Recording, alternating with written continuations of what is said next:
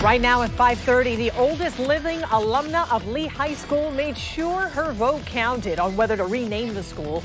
Voting is now underway at 4 different schools named after Confederate leaders.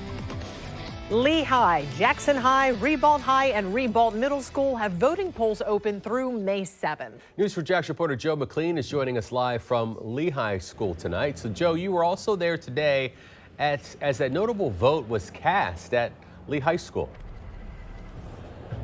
Right, we just heard it. The 101-year-old former student here at Lee High School. She is the oldest living alumna of the school here. She came in, she cast her ballot, but as we've been reporting, hers and all the other votes cast here and at the other 8 schools that are being considered, those votes don't ultimately decide on whether or not these schools' names are changed. 83 years after graduating from Robert E. Lee High School, Melva Eskridge Jackson, who's now 101 years old, arrived at the school this afternoon to cast a vote to keep its name.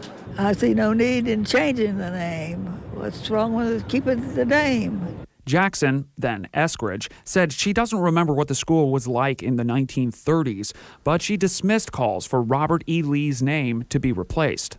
Oh, forget it. That's so long ago. While today more than 70% of Lee High School students are black, when Jackson graduated, the school was 100% white. It would be about 30 years before the school was desegregated. Lee High is one of 4 schools currently undergoing this community voting process. 5 other schools have already wrapped up their balloting.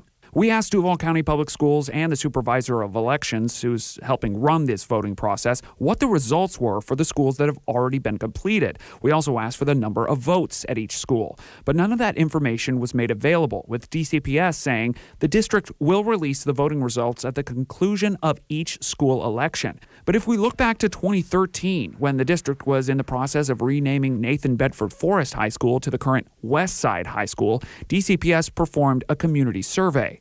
In all, nearly 1,600 people voted, including faculty, community members, alumni, and students. About 48% voted in support of the name change, and 52% voted to keep the name. But as we know, the school board ultimately decided to rename the school. That time around, it was just 1 school. This time, it's 9. And we're going to find out how the board decides on whether or not to change these 9 school names, which ones they'll change, which ones they may stay the same. We're going to find that out in June.